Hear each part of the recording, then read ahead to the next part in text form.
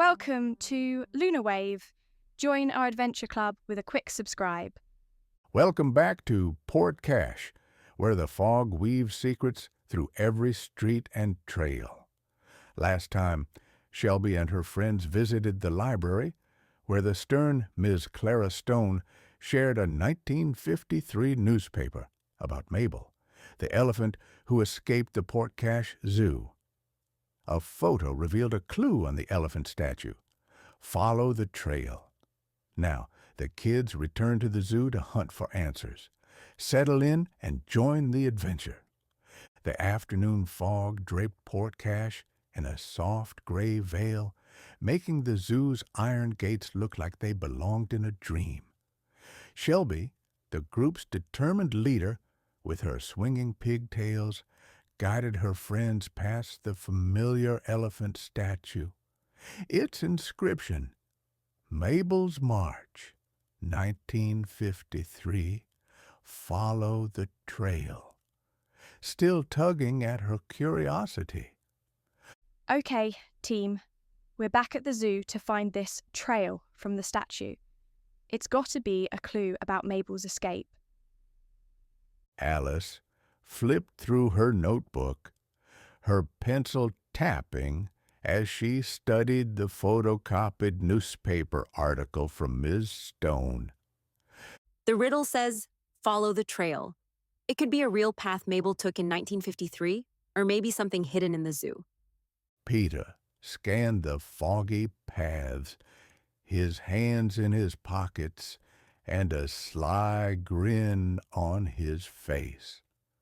A trail in this fog. Good luck finding anything. But I bet I spot it before Brody trips over it. Brody laughed as he juggled a rubber ball, nearly dropping it. His big heart shone through his clumsy steps. Hey, I'm not that clumsy. Okay, maybe a little, but I'm ready to find this trail. Maybe it's near the elephant pen. Blake stayed close to Shelby, his gaze darting to the zoo's signs and enclosures, catching details others missed. The newspaper said Mabel broke fences during a storm. Maybe the trail starts where she got out. Good thinking, Blake. Let's check the older parts of the zoo. The article mentioned a storage shed near the back. Maybe there's something there. The kids wound through the zoo, passing a chattering parrot and a yawning hippo, the fog muffling the animal calls. They reached a rusty shed tucked behind the giraffe enclosure. A faded sign read, Staff Only. This must be it. The shed's old enough to be from 1953. But how do we get in? It looks locked. Locked? Pfft, I've got this. Check out this loose window pane. Peter wiggled a creaky window, popping it open with a grin. The kids slipped inside, where dusty crates and old tools cluttered the dim space. Brody, eager to help, bumped into a shelf, sending a tin can clattering. Oops! Sorry, guys. Why's everything in here so tippy? It's okay, Tenderbox. Just watch your step. Look around for anything about Mabel or Mr. X. Blake's sharp eyes caught a glint under a tarp. He tugged it aside, revealing a wooden chest with zoo records carved on the lid. Guys, over here. This chest has papers inside. Maybe it's got answers. Alice opened the chest, pulling out a leather-bound journal.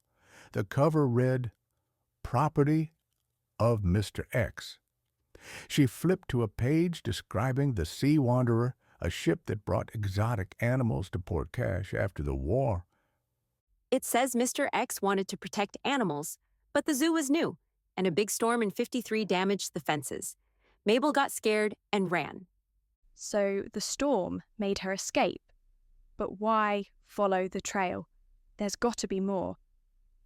Blake pointed to a sketch in the journal, a map of the zoo with a dotted line leading to an overgrown area marked Old Enclosure. This map, it shows a path behind the shed. Could that be the trail? Nice catch, Blake. You're like a human magnifying glass. Let's check it out before someone catches us. As they moved to leave, a shadow passed outside the shed, a groundskeeper sweeping nearby.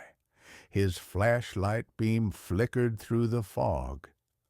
Uh-oh, we're gonna get busted. Shh, Tenderbox, follow me, back through the window quiet-like. Peter's fast thinking led them out just as the groundskeeper turned away. They crouched behind a bush, hearts pounding, until the coast was clear.